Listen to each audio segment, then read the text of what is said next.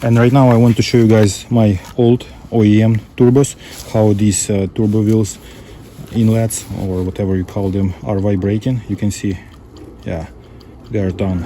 Yeah, and the second one has absolutely the same situation.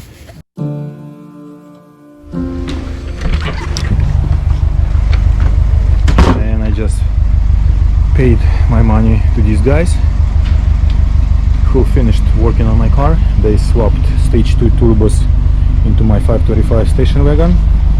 I showed you guys those in one of my videos. I asked them not to put my bumper back.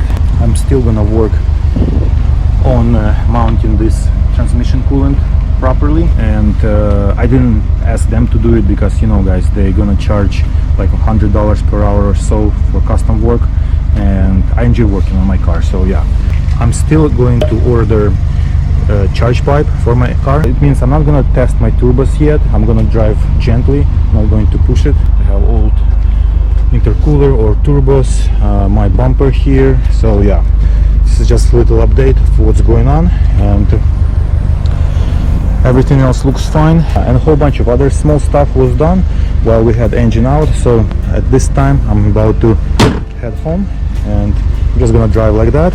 It's not a big deal. Like I said, I'm not going to push it, just gonna drive normally. And when I'm going to finish everything, and also when I'm gonna redo my exhaust and charge pipe. Charge pipe is very important on N54 engines, especially if you tune them. And after all of that is finished, I'm going to test my car with draggy probably. And right now my car looks like one of those cars that drive around junkyards, you know, the guys who take you to cars that they parked up. Before I drive home, I wanted to measure oil level.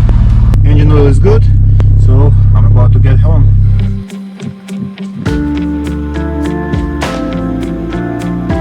Okay, first 20 miles on my stage 2 turbos, and I've got check engine on.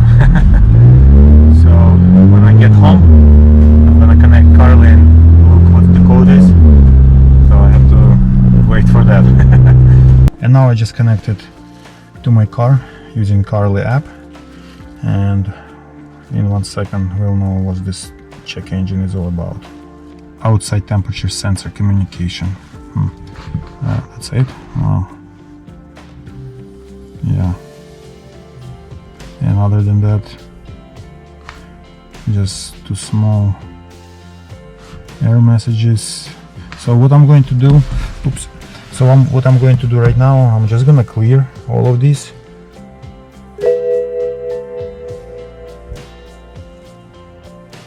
Yeah, so it's probably something stupid. Yeah, I have to look at that, and maybe they forgot to connect something. At this point I'm not gonna guess, so I'll just clear it. I'm gonna run my car a few more miles around the block, and we'll see.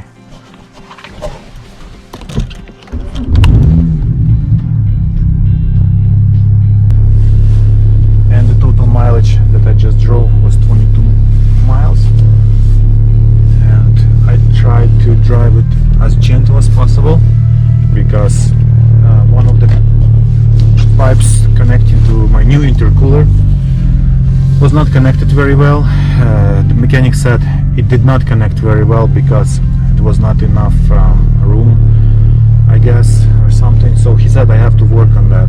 And like I mentioned before, if they would finish it completely, it would run like probably $1,000 more than I paid, because these shops, they hate custom work, and usually it has to be done by somebody who done something like that on exact same car with exact same parts. Then they not gonna charge as much. Other than that, we have to deal with it ourselves. So let me just drive maybe like 2-3 miles down this road, and I'm back. I just drove approximately 4 or 5 miles and ran my scan again, and I see again air conditioning code. Not sure what it is. Also light, but I think this is because my fog light's not connected. And same engine code, same outside temperature sensor. and also instrument cluster, and this is new. I'm not sure what it is and why it's causing it, but I'm gonna take a screenshot, research it, but I'm not gonna worry about this one for right now. So let me start my car, show you guys that this check engine is disappearing. Yeah, so something weird. I'm not sure what's causing it, but you can see it's not there anymore. Thank you guys for watching my videos, and who's interested in this project. I will completely finish everything under the hood, place my bumper, finish all the piping. Also I will do my charge pipe, and after I drive on these turbos about 500 miles, maybe a little bit less, I'm gonna do oil change, and then I'm gonna buy draggy, and hopefully by that time, like in March or end of February, it's going to be warm, like in 50s 60s here in Washington. I'm gonna do some test drives with draggy, and we'll see what are the numbers are, because I'm very curious.